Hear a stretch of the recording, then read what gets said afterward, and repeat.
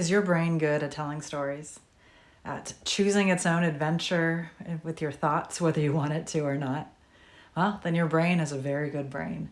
In fact, our brains are hardwired to try to suss out and identify what might come next as a core part of our survival. And for brains that are highly driven towards anxiety or stress, this can cause a lot of disturbance and a lot of pain. In the field of cognitive behavioral therapy, there's this construct called counterfactual thinking. And counterfactual thinking is the idea that our brain will take facts and make up other stories about facts.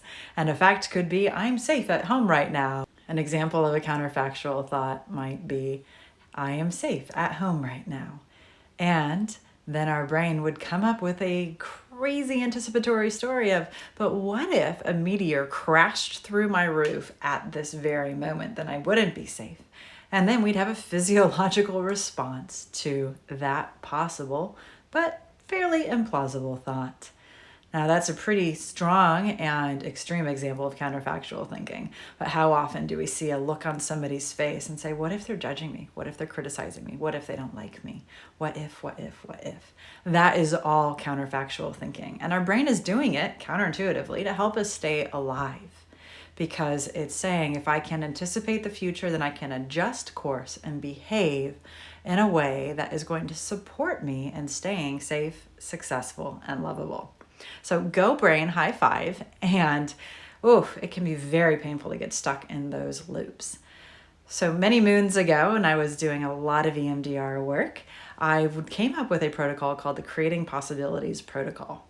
And this protocol, which you've probably seen on this channel a time or two, and we've linked some videos down below, is designed to spin counterfactual thinking in a productive way. We're harnessing the fact that our brain is going to tell some interesting stories in an attempt to keep us safe, and we're going to give that natural neurobiological experience a new job through sculpting the stories that we want our brain to link into.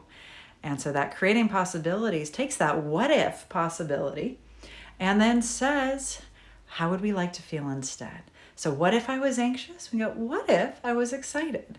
What if I was scared? What if I was brave or courageous?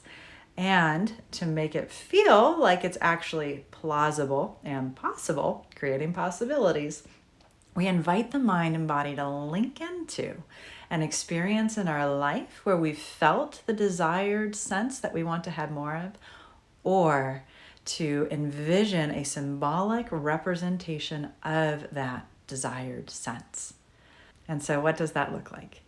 I'd like to invite you to just float back across the course of your life and find somebody whom you admire. And then notice, what are a couple different traits of that individual that you admire? Perhaps they're confident, or they're kind, or they're wise, or they're strong.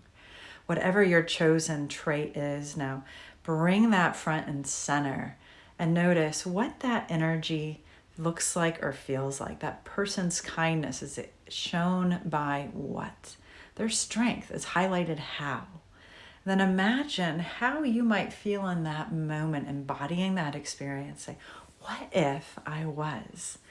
And of course, welcome in that havening touch. I mentioned this comes from EMDR originally, which is utilizing psychosensory engagement to change the brain's relationship with the target that we're focusing on. And as we know, that havening touch deepens that experience even more.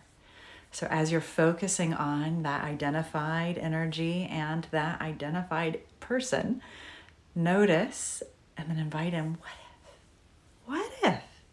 And get really inquisitive and explore the possibility while applying that havening touch.